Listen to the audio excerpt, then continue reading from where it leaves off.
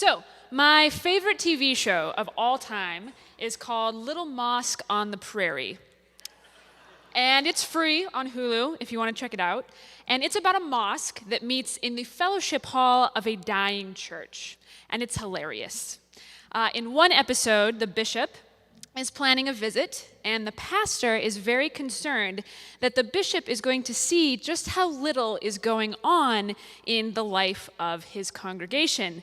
And so he tells the imam, the leader of the mosque, about this, and the mosque gets very worried that if the church closes, they'll have to find somewhere else to meet. So, on the Sunday of the bishop's visit, the Muslim congregation fills the pews, and the church lives on to see another day.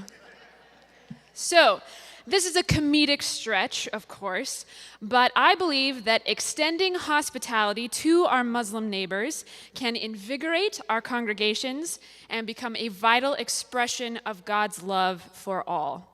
So why Muslims? Here's why. I'm 28 years old, and the U.S. has been actively at war with Muslim people for half of my life, for 14 of those 28 years. Some of my earliest memories were of my uncle, a B-52 pilot, fighting in Desert Storm, and my neighborhood keeping watch with yellow ribbons on the trees. I was 16 when 9/11 happened, and I learned the Islamic call to prayer as the standard segue into a news report on violence and hatred perpetuated by people wearing headscarves. I grew up in Spokane, Washington, where Fairchild Air Force Base is an important part of my city's life and livelihood, and my classmates and coworkers from my summer jobs graduated and enlisted straight into Operation Iraqi Freedom. So this never-ending war with Muslim people is not an abstraction for me. Not surprisingly, a 2009 Gallup poll reported that a majority of Americans hold unfavorable views of Islam. Americans are more than twice as likely to have negative feelings about Muslims as they are about Buddhists, Christians, and Jews. I'm a high school teacher now, and most of my students have no memory of a pre-9/11 world. My seniors were 4, and only some of them remember the day itself. So for my students, the U.S. has been actively at war with Muslim people for their entire lives, and they simply know no other reality. Islam is deeply associated with evil in our national psyche, especially for young people. We are the 9/11 generation. But we are also, according to a 2011 Pew poll, more likely to be bothered by discrimination and other unneighborly behavior towards the Muslims in our midst. So why is that? How could it be that Islam is both the ultimate evil other and the people by whom we most want to do right? And the answer is that we, the 9/11 generation, are desperately hoping that there really is an end to the never-ending wars with Muslim people. We are desperate to know that peace with them, is not a fairy tale reserved for some time before we were born. So how do we taste this peace that we are longing for? By practicing interfaith hospitality. Notice I did not say interfaith dialogue, which in my experience just makes participants feel superior to all of those poor ignorant souls who are not smart enough to participate in the interfaith dialogue. This is interfaith hospitality. This is taking a risk and inviting others in. This is being vulnerable enough to worry. What if they don't like our food? Will they get our weird art? Is our bathroom clean enough? But it is not apologizing for who we are. And hospitality is also not just about being the host. It is also about being the guest. It's about being vulnerable enough to drive across town to some strange address and knock on the door, not knowing where the bathroom is or if you'll like what's being served for dinner. So this is what we did in Pittsburgh. The Hot Metal Bridge Faith Community, which is a church that does not call itself that, and the Turkish Cultural Center, which is a mosque that doesn't call itself that either, started with 4 potluck dinners, 2 at our place to their place last winter. Each night we had a topic. We started with marriage and then moved on to education, justice, and the role of the religious institution in society. Someone from each community gave a short presentation on a topic from either the Christian or Muslim perspective, and then people were mostly free to socialize and talk further about these things at their tables. There were probably 80 people from the two different communities packed in at that first dinner. And I think people from both places were eager to stand up and be counted as present for something that felt new and exciting and slightly dangerous and important not to miss. People used the presentations to jump off into their own experiences and stories at the tables, but we weren't talking about superficial things. We were talking about who we were in the context of the prejudices of what other people expect us to be. We were testing the ideas that the world has given us against the people sitting with us over dinner.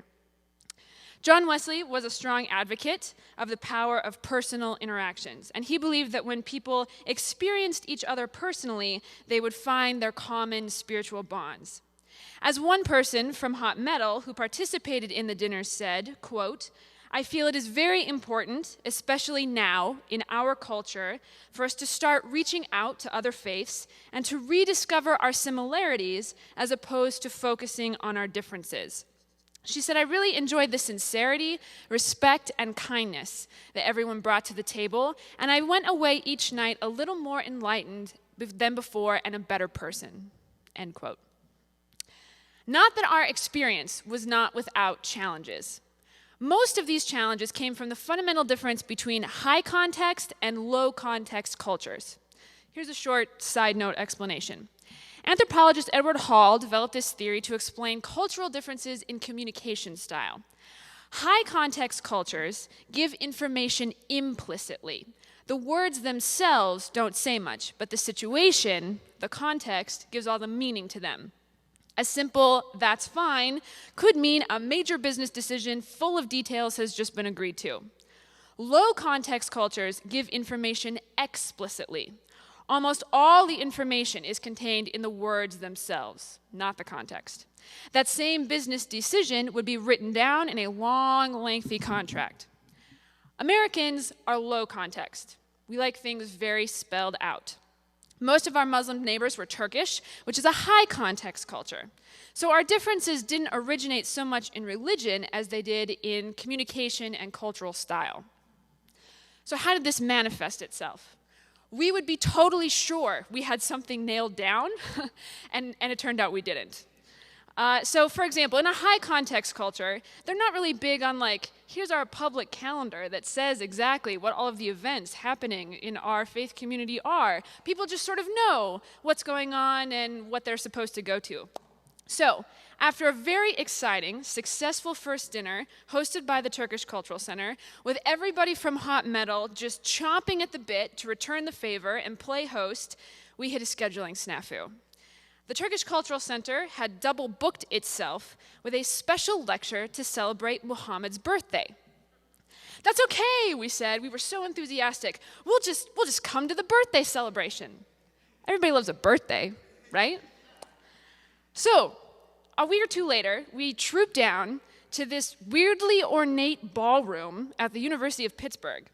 And their guest speaker was late, so they put up these really, really strange old movies to kill time about the life of Muhammad. Think like the 10 Commandments in scope and feel and melodrama, but you couldn't hear anything because their sound system was bad unless the characters were yelling.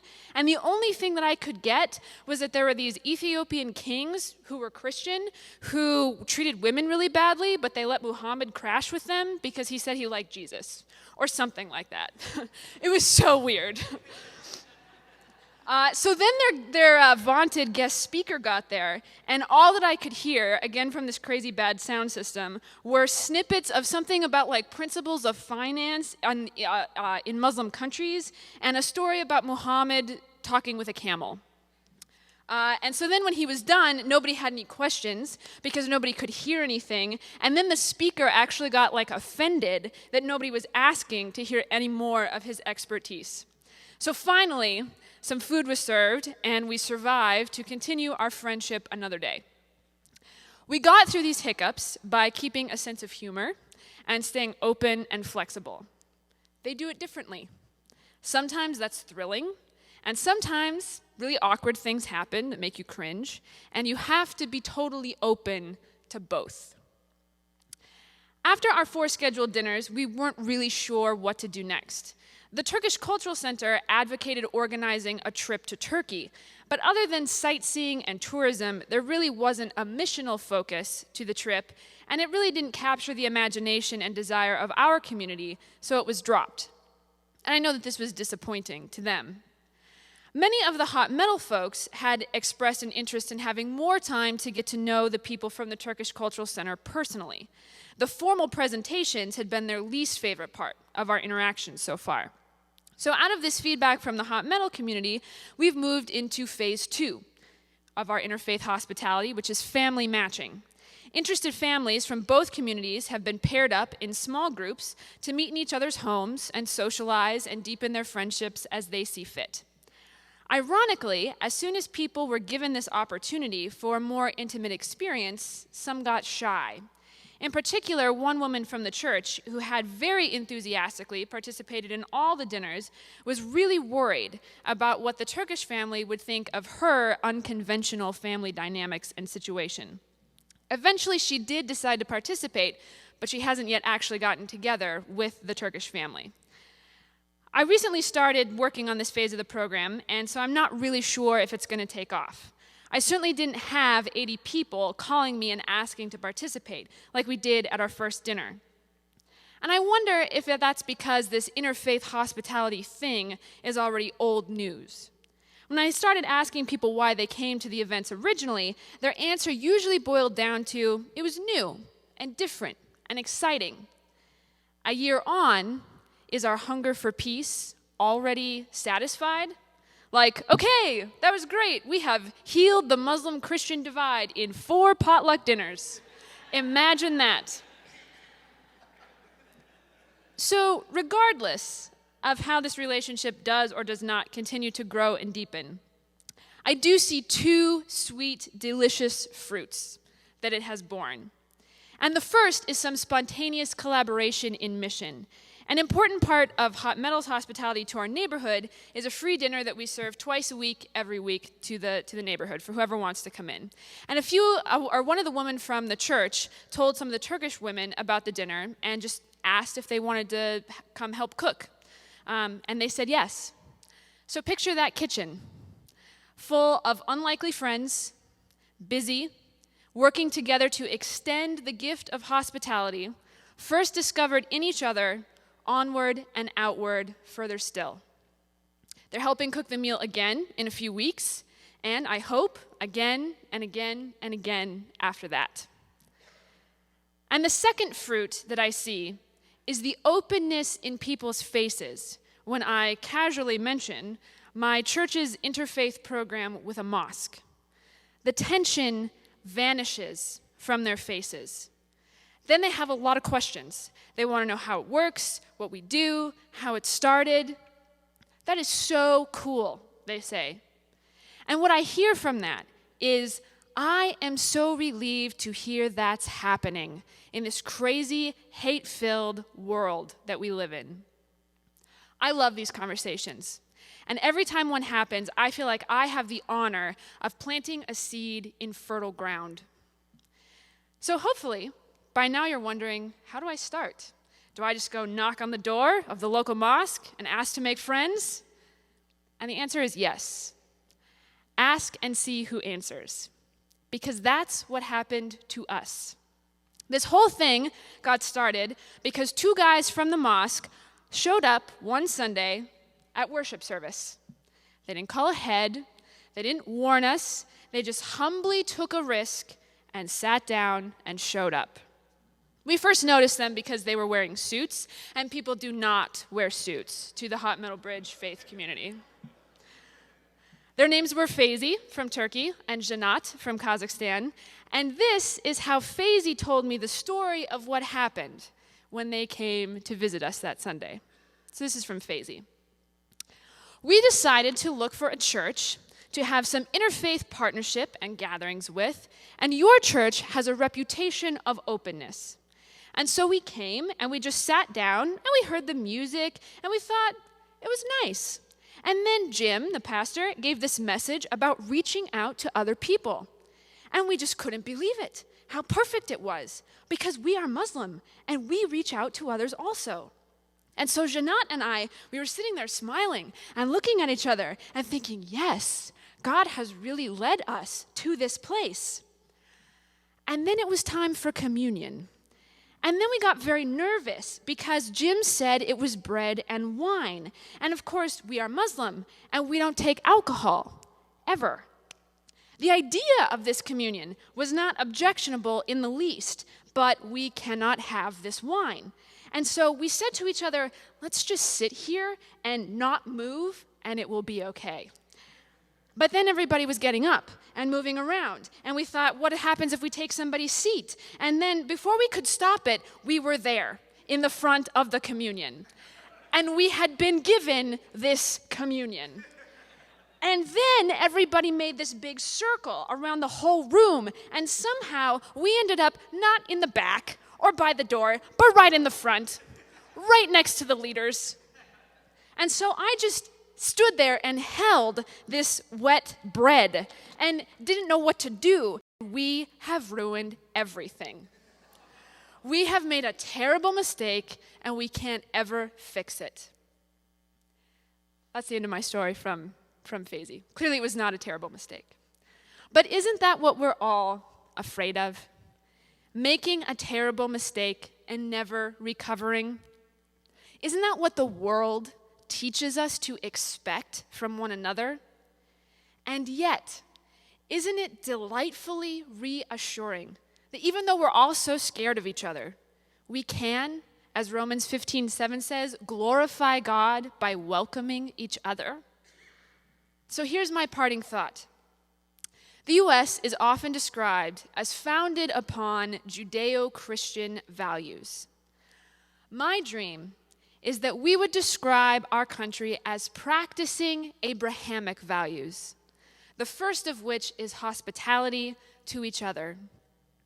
And just in case you're wondering, of course, it was only grape juice. Thank you.